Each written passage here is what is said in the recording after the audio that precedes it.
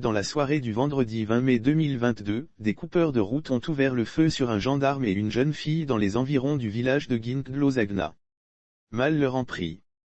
2 des 3 bandits ont été abattus. De retour d'une mission d'une semaine dans le village de Tiéné, dans la sous-préfecture de Caen, sur l'axe du Ekwezu, un gendarme en fonction à la brigade de Bangolo a été attaqué, dans la soirée du vendredi 20 mai 2022, par un groupe de 3 coupeurs de route. Sur le chemin du retour, le gendarme embarque sur sa moto une jeune dame dans un village selon Soir Info qui livre cette information. Le gendarme avait enfourché sa moto pour rejoindre la ville de Bangolo. Aux environs de 19 h, il se retrouve dans le village de Daesh où il embarque sur sa moto une jeune dame qui rentrait dans la ville de Bangolo. Si le voyage se passe bien, tout va se gâter aux encablures du village de Ginklosagna.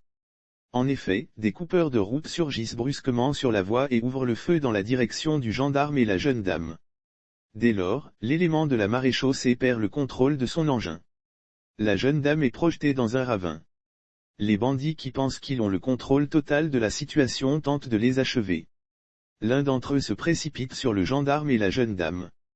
À l'aide de son fusil de type calibre 12, il ouvre le feu dans leur direction.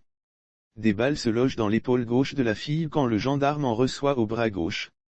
Le gendarme blessé réussit à tuer 2 coupeurs de route malgré ses blessures et la douleur. Le vaillant soldat s'empare de son arme cachée dans son ceinturon et ouvre le feu sur le coupeur de route le plus avancé. Ce dernier s'écroule et passe à l'arme à gauche sur le champ. Le gendarme blessé tire un autre coup en direction des bandits embusqués dans la broussaille. Il venait d'atteindre un autre malfrat qui s'est évanoui dans la nature avec son acolyte. Lire aussi Bangolo, un coupeur de route interpellé par les populations, le reste du gang en fuite alerté par les coups de feu, les jeunes de Ginklosagna se précipitent sur les lieux. Ils découvrent la jeune dame et le gendarme blessé dans les herbes. Un peu plus loin, gîte le corps sans vie d'un coupeur de route. Ils informent automatiquement la brigade de gendarmerie qui envoie une équipe sur les lieux. Les 2 blessés sont conduits dans un centre de santé. Informés, les jeunes de Bewezagna organisent une battue qui permet de retrouver le corps sans vie de l'un des voyous fugitifs dans la brousse, portant à 2 le nombre de morts. Le 3e coupeur de route, plus chanceux, est encore dans la nature.